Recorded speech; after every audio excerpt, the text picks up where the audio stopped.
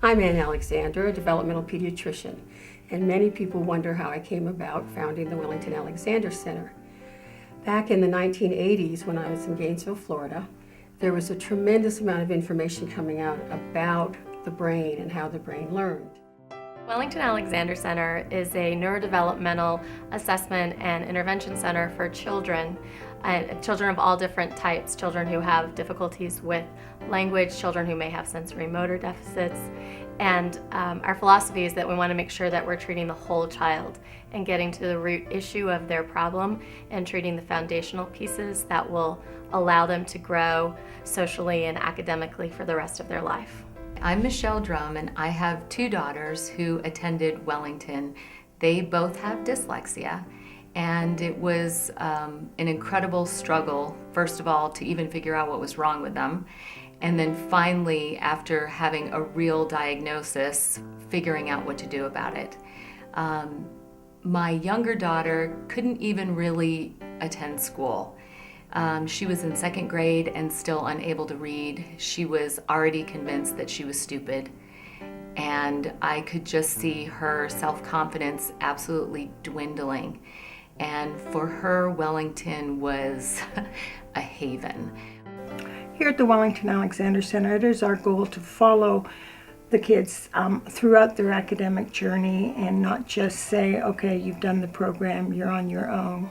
I'm Tasha Batistas, and this is my daughter Gabby, who's 11, almost 12. And we knew at about the age of 4 that Gabby, something was not right. We didn't know exactly what it was. She seemed to be catching on at preschool and so forth. And so we had her tested, and we found that Gabby had dyslexia. And it was pretty severe, and it affected a lot of different parts of her life. It affected her memory, it affected clearly her reading skills and social interaction and so forth. So we made the decision to take Gabby out of school and bring her to the Wellington Alexander Center.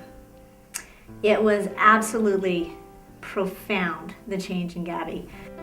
I found here, working as a language clinician, it's been unbelievable watching the kids succeed, and it's just amazing to watch what they can do when they're able to really focus on their needs and on the goals that they have. Big thing that drew us to Wellington was the fact that they've done a lot of research around where kids are starting at. They go through the program, and then the quantitative data where they finish, and so the research supports what they're doing here. And then on top of that, there's this interest that they take in your child, and it almost becomes part of the family, where we know all of the people who work here. We've had a great time with them, and we continue to see development. Research supports that intensive intervention is necessary to provide the desired outcomes in young children. Here at the Wellington Alexander Center, we're here to provide that intensive intervention. In the past, as a developmental pediatrician, I could diagnose something, but I didn't have any recommendation for good treatments. So it was that diagnose and dismiss kind of feeling that kind of left you feeling blah.